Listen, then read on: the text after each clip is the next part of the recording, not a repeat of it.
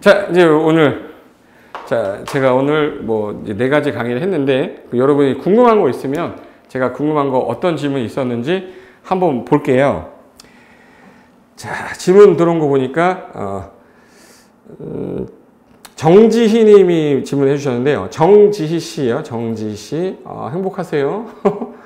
초시생, 재수생 점수 차가 많이 나는 것 같아서 모의고사 후에 초시생들이 많이 기운이 빠졌네요.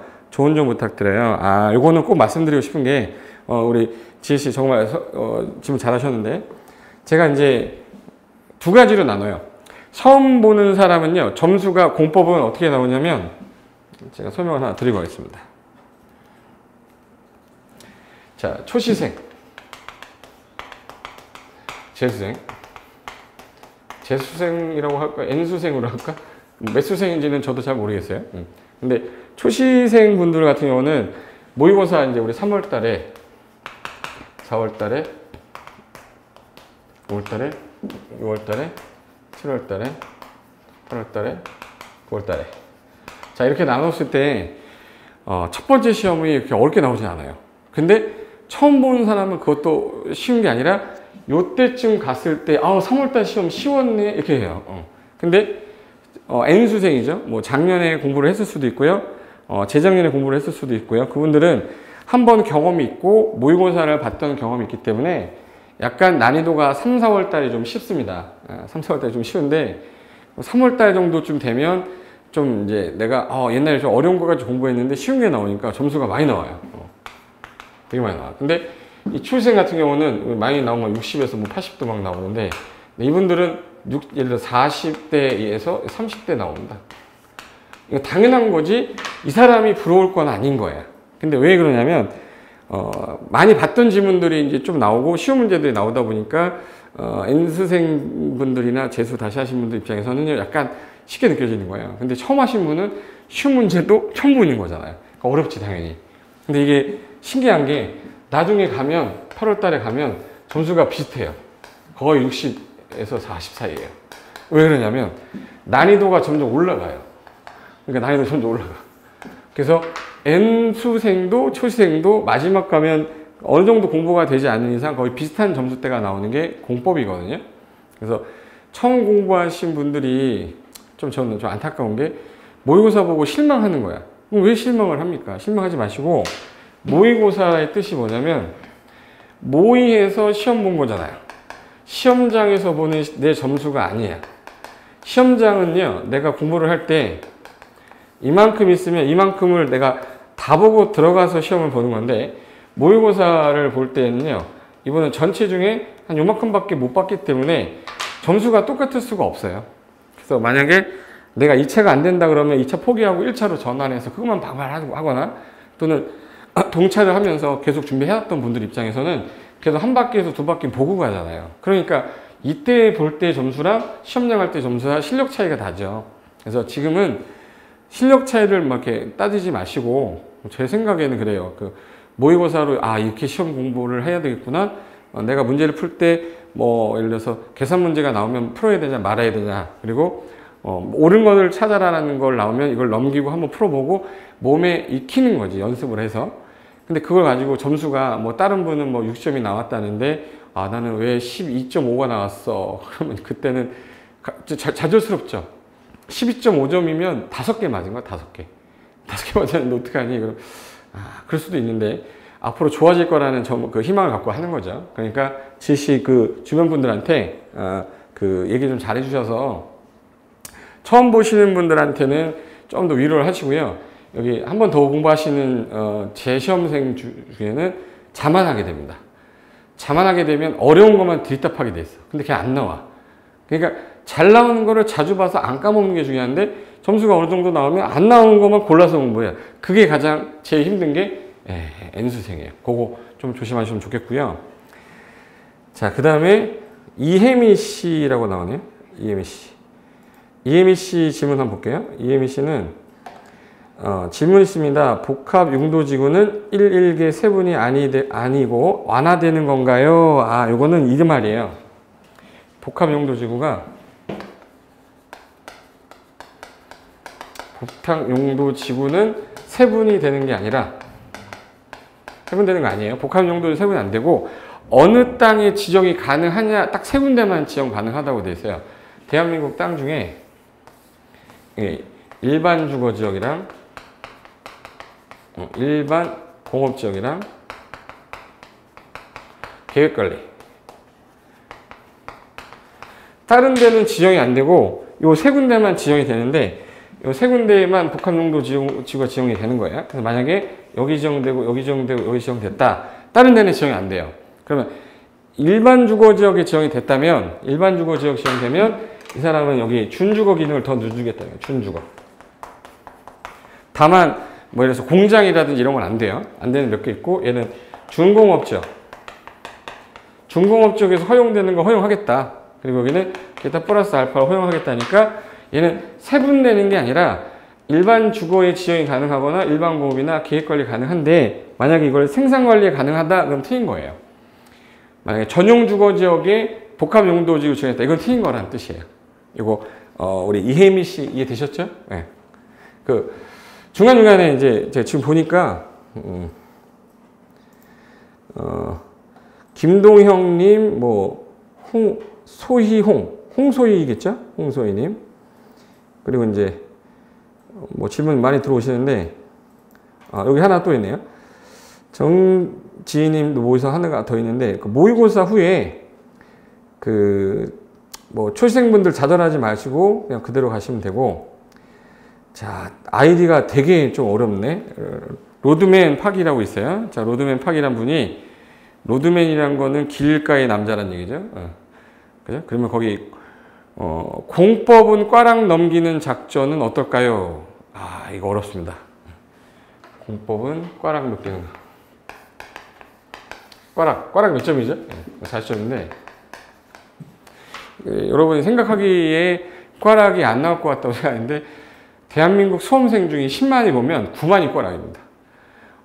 그 1년을 공부했는데 어떻게 꽈락이 맞아? 현실적으로 그래왔고 작년 시험이 너무 쉬웠던 거죠. 작년 시험은 솔직히 너무 쉬웠다고 그러면 또 작년에 보신 분들이 자존심이 상할 수 있겠지만 재작년보다 비해서 이제 쉬웠다는 거예요. 그러니까 29회가 조금 어려웠더니 29회가 좀 어려운 거 30회 때 조금 쉽게 됐던 것 같아요. 근데 올해는 또 어렵게 나올 판인데 지금 코로나 때문에 감정평가사는 시험이 뒤로 미뤄지고 회계사 시험도 늘어지고 우리도 혹시 10월 달에 시험이 뒤로 미뤄져서 12월 달에 보겠다 그래 버리면 2달이 또 남거든요. 한 달 정도 이상이 11월 달하고 12월 달 말에 봅니다. 그러면 2달이라는 시간 아깝잖아요. 그죠? 그럼 아까운데 그때 가서 1차만 할 수 없으니까 동차로 꾸준히 계속 하시고 공법 꽈락 넘기는 작전은 이겁니다. 40점이거든요. 근데 40점은 불안해. 42.5는 맞아야지. 이게 얼마나 불안한지 몰라요. 이게 여러분 이제 마킹 하는 거 보면 이제 볼펜이 있어요. 볼펜 있으면 이걸 이렇게 칠하는 사람이 있어요. 이렇게 성격 나와 여기서. 성격 지저분한 사람들이에요. 딱 찌는 사람, 얌생이 같은 사람들 있어요. 그래서 요즘에 이렇게 생겨가지고 이렇게 생긴 게 있더라고요. 이렇게 생긴 게 있어요. 컴퓨터 펜인데 이걸 꾹 누르면 이렇게 되는 게 있어요. 이렇게. 근데 이거를 안 주고 시험장 가면은 이제 컴퓨터 수정 사인펜을 주시는데 그걸 칠하다 보면은 이렇게 칠해야 되는데 이러다가 중간에 에이씨 하면서 이렇게 돼버리면 두 군데 체크되면 이거 무효 돼버립니다. 그러면 여기서 40점이었는데 37.5가 나올 수 있어요. 그럼 꽈락이잖아 이거. 그거를 방지하기 위해서 하나는 더 만져야 돼요. 그래서 우리는 꽈락이라고 그러면 40점을 말하는 게 아니라 42.5를 말하는 겁니다. 하나를 내가 실수하더라도 40점이 돼서 평균 60점을 맞으려면 중개사법에서 몇 점을 가져오면 돼요? 당연하죠.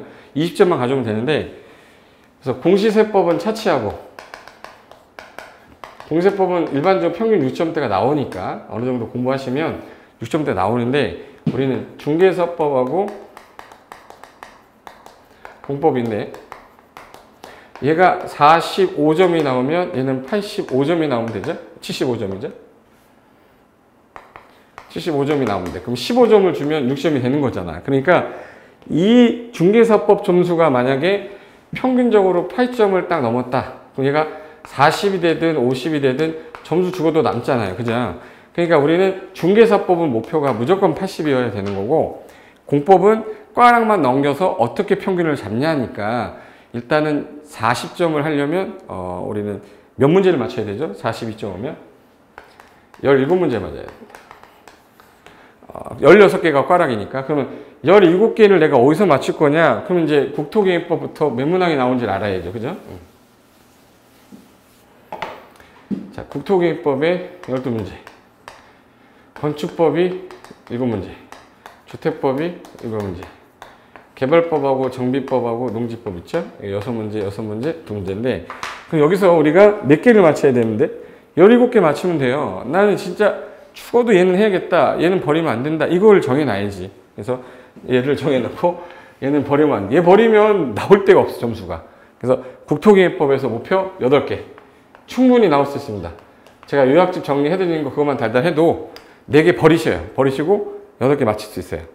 그럼 8개 맞히는데 건축법, 주택법에서 요게 문제가 쉬운 문제들이 나와요. 그래서 거저주는 게 3개 이상은 나와, 항상. 그럼 얘 3개 더하면 몇 문제죠? 3개 더하면 6개예요. 더하면 몇 개죠, 지금? 14개예요. 그럼 이제 몇 개만 건지면 되는 거예요, 이제? 3개만 건지면 됩니다. 그럼 여기서 어디서 3개를 건질 거냐? 그걸 이제 판단을 하실 때 개발법이 정비법보다는 조금 더 어렵습니다. 근데 최근에 개발법, 정비법 수준이 비슷해져서 얘 두 개만 맞춰도 돼. 용어 정리하고 시행자만 해도 돼요. 조합하고 시행자. 요건, 요것만 달달해도 4문제 맞고, 농지법은 5번이 항상 답이니까 1개 맞을 거예요. 그럼 5개 더 맞았잖아. 그죠? 그럼 19개예요. 19개면 40, 매요? 50점이 안 되니까 47.5점이잖아요. 그러면 공인중개사법에서 72.5만 맞아도 합격하는데 지장이 없을 거니까 저는 50점 정도가 가장 안전적인데, 조금 공부 빠시게 하면 뭐 60점까지도 가겠지만 정말 시간이 없다, 나는 동차를 해야 되기 때문에 전략을 세워야 된다, 그러면 42.5점으로 가서 17개니까 국토개혁법 위주로 건축법하고 주택법이 쉬운 부분은 되게 쉬워요. 버린 거 버려도. 그럼 6개 나오면 14개란 말이에요. 한 줄로 찍어도 3개는 맞습니다. 포기하더라도. 그러면 17개니까 자격증을 따는 데는 지장이 없다는 거예요. 그거만 좀 기억 좀 해주셨으면 좋겠고. 자, 그 다음에 김동형 님인데, 강의를 입문, 기초, 심화까지 다 들었는데 맨날 새로워요. 혼잣말이 아니에요. 다 남들 똑같은데 다른 사람이 얘기만 안 할 뿐이에요. 거기 입문 들었죠? 기초 들었죠? 심화까지 다 들었는데 맨날 새로워요. 어떻게 해야 그나마 잘 외워질까요? 자, 암기는 언제 되는 거냐면 문제풀이 할 때 암기 됩니다. 기본서 보면서 맞아 그때는 이해가 다 됐다가, 우린 양이 많다고 그랬잖아요. 공법은 중개사법의 30배란 말이에요. 그럼 중개사법 여러분 기억나세요? 이만큼인데 공법 이만큼이야. 얘가 기억이 안 나는데 공법이 기억나? 아침에 먹은 반찬도 기억이 안 나는데? 이게 기억이 나면 새로운 건 정말 새로운 것 같은데, 그래도 들어본 듯한 느낌이 들기 때문에 2번째, 3번째 할 때 조금 속도가 빨라지는 거예요. 그래서 제가 여기 김동형님한테 말씀드리고 싶은 거는, 이제는 심화 파트 가면 이제 문제를 오지선다 우리 문제가 나가잖아요. 그 문제 풀면서 이제 조금씩 암기되는 거니까 시간이 약간 해결이 돼요. 시간이 지나야. 그래서 심화가 끝날 때쯤 되면은 5월달이 이제 4월달이 끝나고 이제 5월달, 6월달 가면 요약집이 나올 거예요. 그때부터 암기 들어가는 겁니다. 문제가 안 풀리는 거는 암기가 안 된 거고요. 암기가 안 되는 건 이해가 안 돼서 암기가 잘 안 되는 거예요. 그래서 우리는 지금 이해 과정에 있다고 생각하시면 되고, 이해가 끝나면 요약 과정 가서 암기를 할 거야. 그러면서 연습을 하는 거죠. 이제 내가 암기를 하고 있는지 문제풀이 하는 거예요. 중간에 이제 뭐 시험에 좀 잘 나오는 부분만 제가 이제 따로 별도로 이제 특강을 할 건데, 그 부분만 달달해도 이 점수 맞추는 데는 충분히 할 수 있어. 근데 기본 베이스가 없는 상태에서는 이 시잘부라는 걸 못 해요. 시잘부가 뭐냐면 시험에 잘 나오는 부분이에요. 어떤 분은 또 시잘데기 없는 부분이라고 하더라고. 시험에 잘 나오는 부분이니까 그 부분만 나중에 달달 하셔도 돼요. 그러니까 지금은 제가 볼 때는 맨날 좀 어렵다고 해도 좀만 지나시면 요약지 가시면 좀 외워지실 겁니다.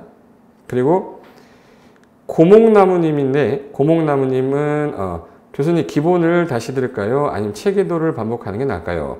자, 일단 지금 단계에서 우리 고목나무님은 체계도는 한 바퀴를 일단 돌려놓는 거예요. 얘를 매일 보는 게 아니라 처음부터 끝까지 이런 게 있었어? 아, 나 이건 이제 좀 알겠어. 그 다음에 기본서 좀 보시는데 그 기본서를 보실 때 뭘 위주로 보시냐면 국토개발법하고 건축법하고 주택법 위주로 반복해서 보는 거고요. 개발법, 정비법 얘는 요약집 보시면 돼요. 기본서 한 번은 봐야 돼요. 혼자서 지금 현재 시기에. 그래서 국토개법, 건축법, 주택법은 기본서를 한 번 더 보는 게 낫고요. 저랑 동영상으로 같이 한 번 더 보는 게 나아요. 제가 1, 2월 달에 혼자서 저 쪽방에서 혼자 건축법 8시간, 주택법 8시간 혼자서 촬영했어요. 코로나 때문에. 힘들어 죽을 뻔했는데. 찍어 놨으니까 꼭 한 번은 보셔야 돼. 그거 보시고. 그 다음에 체계도는 전체적인 흐름 잡을 때 한 바퀴 돌려놓으면요. 두 번째 들을 때는 1.2배속으로 하는데 어떤 분이 유튜브라서 1.2배속이 안 된다고 그러는데 배속 기능이 있어요. 그 유튜브에 보면 여기 점점점 되는 게 있어. 요거 클릭하시면 속도 조절이라고 있어요. 속도 조절해서 1.2, 1.3 다 있어요. 그걸로 조절하시면 돼. 근데 유튜브에는 속도 제한하는 기능이 없는 줄 아시는 것 같아서 유튜브에 맨 오른쪽에 거 누르시면 속도 조절 기능이라고 나오면 거기서 한 1.4배속 들어도 돼요. 왜 그러냐면 한 번 들었기 때문에 두 번째 할 때는 들은 게 있어서 속도를 좀 조절해도 돼요. 그래서 처음부터 끝까지 어떤 내용이 있는지 한번 잡을 때 제가 일요일날 시간 내서 찍었던 거기 때문에 꼭 보시면 도움 많이 될 것 같고요. 그 다음에 대롱님 반가. 고쌤, 동영상 강의 기본이랑 심화 뭘 중점에서 계속 들어야 될까요? 귀가 아직 안 열렸다. 자, 그러면 귀가 안 열린 상태면 저는 기본 이론은 무조건 국토개발법, 건축법, 주택법만 보시고 심화는 개발법, 정비법, 농지법 보세요. 요약집 가기 전에 한번 본다 그러면. 그러니까 1, 2월 기본 이론은 국토개발법, 건축법, 주택법 보시고. 그죠? 그 다음에 이제 심화 이론 쪽에서는 개발법하고 정비법 위주로만 두 개 딱 보시면 될 것 같아. 아셨죠? 네, 그렇게 보시고. 귀가 안 열리는 이유는 아직까지 공법이 양이 많은데 처음부터 끝까지 반복해서 2번 정도 이상이 안 돼서 그런 겁니다. 지금 막상 또 하다 보면 또 이게 어느 순간 귀가 딱 열리면 그때부터 이 공법 과목 재밌어지고 다른 과목 하기 싫어질 수도 있어요. 근데 지금은 이 과목만 하기 싫고 다른 과목만 하고 싶잖아. 그 단계가 아직 안 오신 것 같고. 그 다음에 등이님인데 등이야? 등이님이 5월달에 요약집 강의와 심화 이론 중에 어느 걸 들으면 좋을까요? 그러면 그렇게 하면 되겠다. 요약집 강의, 심화 이론 강의 중에서 일단 간단하게 얘기할게요. 등이님, 요약집 위주로 드세요. 요약집만 달달해도 6점 나오는데 기본 이론이 돼야 잘 달달달 외워질까봐 우리는 기본 이론 자세하게 한 거거든요. 그럼 이제 기본을 넘어왔으면 심화를 못 보겠으면 요약집에서 달달 하시면 됩니다. 요약집 보시고. 수환우님이 근데 고쌤 공법이 재미져서 민법이 싫어지고 있어요. 이건 안 되는데. 이건 뻥 같은데요, 수환우님. 공법이 재밌는 게 아니라 제가 좋은 거죠.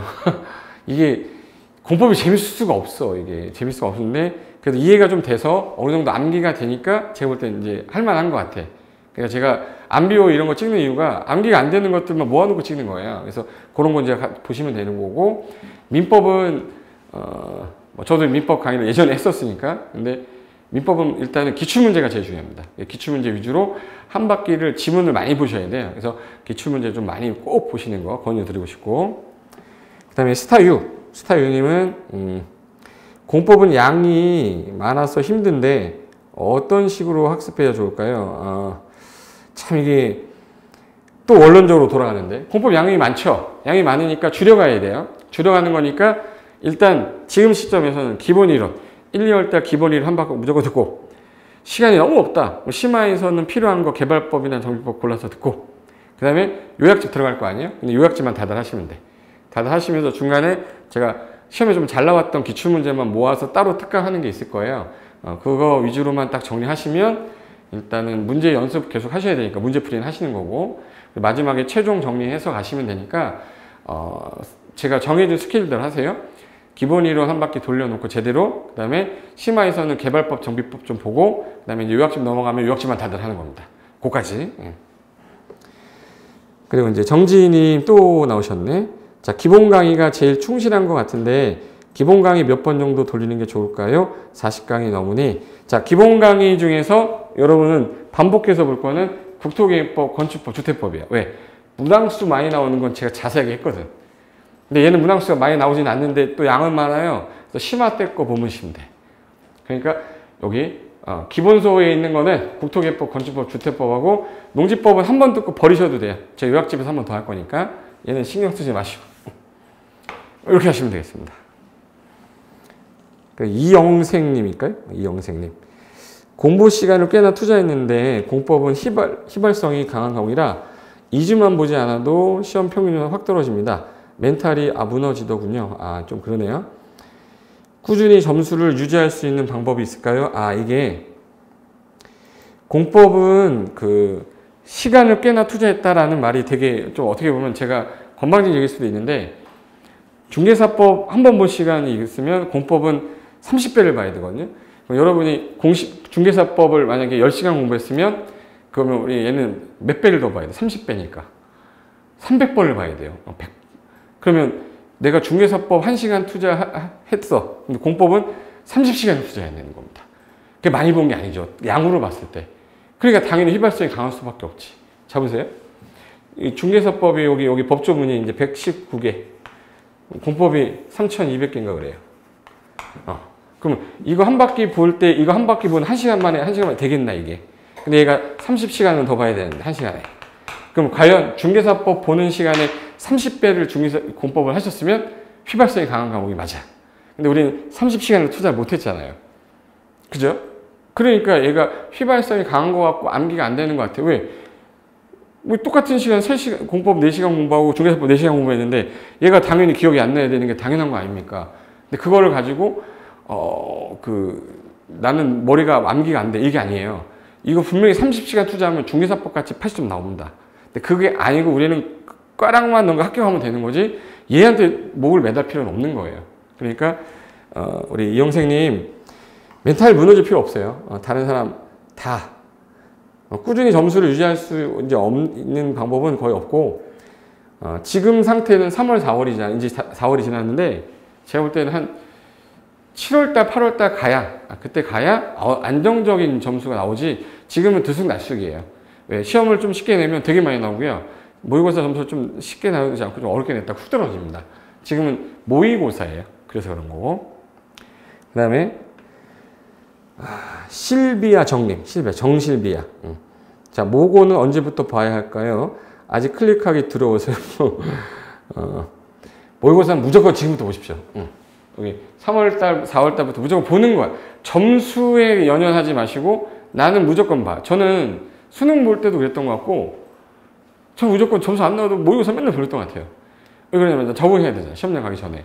그래서 오죽하면 천재 문제가 나오고 뭐 우리가 천재학습 이런 게 만들어졌냐면 문제를 많이 푼 사람은 못 당합니다. 예를 들어서 기본 이론을 10번 본 사람하고요. 문제를 10번 푼 사람, 이 사람이 이겨요. 왜? 우리는 문제를 푸는 게 시험이기 때문에 기본 이론이 아는지 없는지는 중요하지 않아요. 그래서 기본적인 이론 아예 문제 풀면서 암기하는 거기 때문에 모의고사 연습 무조건 지금 하셔야 되고 점수가 몇 점이 나오든 상관없습니다. 그거에 연하지 마시고 또 다시 하시면 돼. 그래서 꼭 지금부터 푸셨으면 좋겠고 이혜미님은 교수님 지금 문제집 풀어도 도움이 될까요? 아니면 시기상조인가요? 시기장조가 아니라 시기상조냐고 물어보셨는데 문제집은요 제가 지금 현재 나눠드리는 문제 있죠. 그리고 이제 밴드에 매일 하루에 한 문제 올리지 않습니까? 그거 푸시고요. 이제 기출문제 풀 거고요. 그 다음에 이제 7월, 8월 때 문제풀이 할 거고 모의고사 할 거예요. 앞으로도 많이 할 건데 문제집을 먼저 풀겠다라는 의욕이 좀 강하실 수 있어요. 지금 시간이 남으시는 분이면 하셔도 되는데 시간이 뭐 여유가 없는데 내 무조건 문제집 풀어야겠다 그렇게 하지 마시고 여유가 좀 있는 분들, 뭐 2차만 하시는 분들은 상관이 없어요. 근데 동차 하시는 분들은 지금 여유가 없기 때문에 요약집을 한 바퀴 돌리고 나서 이제 그때 문제를 들어가셔도 되니까 문제는 문제풀이 할 때 완전히 익숙해지면 되니까요. 너무 급하게 마음 먹지 마시고 모의고사 한번 봐보시고 기출문제 나와 있는 거 나중에 학원마다 자 우리 여기 들어오시는 분들이 랜드프로만 있는 분들이 아니고 뭐 다른 기타 타학원도 있을 거니까 거기 기출문제 풀이 특강 하지 않습니까? 그거 이제 풀으시면 되니까 별도로 문제집을 또 지금부터 사서 하겠다 이러지 마세요. 자, 그 다음에 김지영님 나는데 책에도 몇 번쯤 돌려보면 좋을까요? 가장 많이 돌려보면 좋을 강의는 뭘까요? 일단 제가 특강이 여러 개 있는데 전 무조건 기본 이론이 제일 중요하다고 생각하고요. 기본 이론. 그 다음에 지금 현재 체계도는 7강인가 찍어놨어요. 7강 찍어놨는데 체계도 강의는 작년에 합격하신 분이 2배속으로 들었대요. 2배속 들었는데 체계도 8번, 시잘부 4번, 마지막 1일 특강 3번 그것만 달달하고 하셨대. 그래도 합격하셨어요. 기본 이론 강의 한 바퀴 돈 상태에서 말하는 거야. 기본 이론 한 바퀴, 그리고 시간이 없으니까 직장인이시니까 체계도 강의 왔다 갔다 하면서 계속 듣고, 그 다음에 시잘부 4번, 그 다음에 마지막 1일 특강 있죠. 시잘부라는 건 이제 시험에 잘 나온 것만 골라냈던 문제풀이 특강이에요. 기출문제 비슷한 특강인데 이론하고 문제 같이 하는 거. 그리고 마지막에 그 1일 특강 있죠. 백선 문제.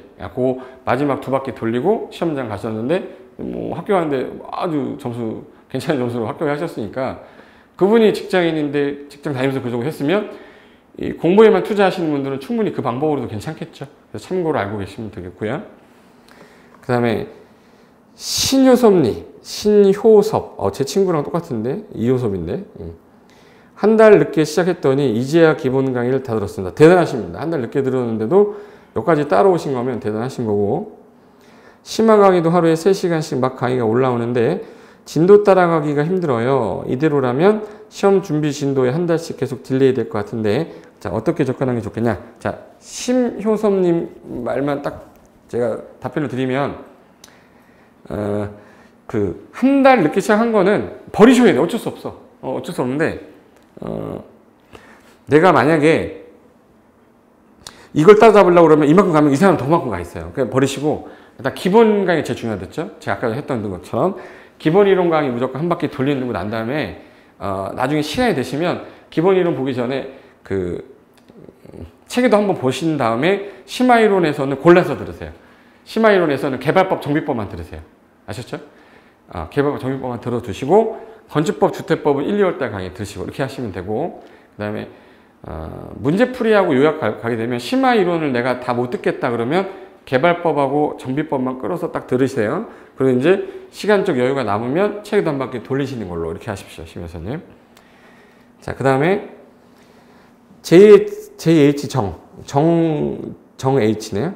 개인 노트 정리하는 게 좋을까요? 계속 까먹으니 답답하네요. 개인 노트 정리 절대 하지 마세요. 개인 정리 노트 절대 하지 마시고, 한번 써보는 건 괜찮아요. 근데 정리를 하기 위한 그게 일이 돼버리면 정리만 하고 공부가 안 되기 때문에, 뭐 하루에 미션 하나를 잡아서 나는 오늘 중요한 파트가 여기다고 생각되면 그 부분을 써보는 건 상관이 없지만, 노트를 정리할 필요 없어요. 왜? 요약집이 나올 거고요. 그리고 여러 가지 특강 재료가 선생님들이 나름대로 10년, 20년 동안 강의한 사람이 요약해 놓은 게 있는데, 굳이 내가 정리를 왜 합니까? 정리해 놓은 거를 자주 반복해서 내가 모르는 거 거기다가 엎어놔야 돼. 한권화 시켜야 돼요. 그래서 요약집을 잡아서 단권화 시킬 건지, 아니면 예를 들어서 그 특강집 같은 거 있죠. 그걸 단권화 시킬 건지. 그럼 이제 그 단권화 시킬 때 내가 여기서 문제를 풀다가 틀렸던 게 있으면 틀린 지문만 요약집 관련된 데가 써놔요. 시간 날 때 그걸 보면 되지, 이 틀린 거를 또 찾아볼 수 없으니까 버려버려야죠. 그렇게 해서 단권화 하는 건 되는데 노트는 만들지 마십시오. 공법은. 대롱님, 강의는 안 들어오면 고쌤 얼굴만 보여요? 독설 좀 부탁드려요. 독설을 못 하겠는데? 그냥 계속 봐요. 계속 보면 되는 거고, 대롱님이 이제 뭐 제일 힘들어하는 거 그거 같아. 일단 동차를 하시는 거 같은데, 동차를 하시면 제일 힘든 거는 시간과의 싸움이거든요. 왜? 민법의 양에 치이고 개론의 양에 치여서 힘들어 죽겠는데, 공법까지 왔더니 어퍼컷을 마지막으로 제대로 맞아버리니까 항상 시간은 쫓기고 남는 건 없는 것 같고, 강의 시간은 되게 앉아서 있었는데 내가 효율적이지 못하다는 생각이 많이 들 거예요. 그러면 그 방법이 뭔가 잘못됐냐 생각이 딱 들 때 내가 집중을 했느냐, 내가 지금 정말 뭐 다른 시간에 놀더라도 내가 한 시간을 집중하더라도 제대로 집중해서 그걸 끝냈냐, 그게 저는 가장 중요하다고 생각하는데, 그러면 한 강의를 들을 때마다 이렇게 하세요. 내가 이번 1강은 제목이 이거네, 요 한 강은 내가 제대로 한번 뽀개보겠어. 그래서 앞에다가 1시간마다 뽀개기 뭐예요? 그래서 뽀개기 해서 머릿속에 딱 집어넣고 1강 끝날 때까지 딴 생각 안 하고 그거만 하겠다. 그런 거를 매 시간마다 한 번씩 다짐하면서 보시면, 야, 나 진짜 이번 1강, 예를 들어서 민법에 총칙 내가 오늘 끝내버리겠어. 수업 들으면서 끝내고 다시 혼자서 책을 빨리 보는 게 도움이 되지 않을까. 자, 질문은 이제 그만 받는 걸로 하고요. 거기 그 예를 들어서 지금 질문 보니까 지금 현재 몇 명 정도 들어왔냐면 좀 200분, 228분 정도 되시는데 뭐 많이 보던 분이 있어요. 뭐 지희님, 대롱님, 서서장님, 박현주님, 뭐 김지영, 뭐 임가영 씨, 뭐 많은데 이거 질문 많이 하셨던 분들인데 어쨌든 오늘은 이번 시간은 이렇게 하고요. 다음 시간에 뭐 또 궁금한 거 있으면 생각해 두셨다가 질문 주시면 제가 안비호 특강 끝나고 나서 질문 받아서 여러분들 고민들이 있으면 고민도 받고 하는데 이 전화기가 있어서 전화기로 전화 받아도 좋겠지만 어떻게 시스템이 돼서 뭐 전화 연결해서 받을 수 있으면 전화 연결해서 한번 통화하는 것도 괜찮을 것 같은데 그거는 이제 우리가 이제 하다 보면은 기술적으로 좀 완벽해졌을 때 그때 한번 해보도록 하겠습니다. 그래서 이번 시간 이렇게 마치고요. 다음에 이 시간에 3시죠? 화요일날 3시에 뵙도록 하겠습니다. 수고 많으셨고 다음 시간에 뵙겠습니다. 수고하셨습니다.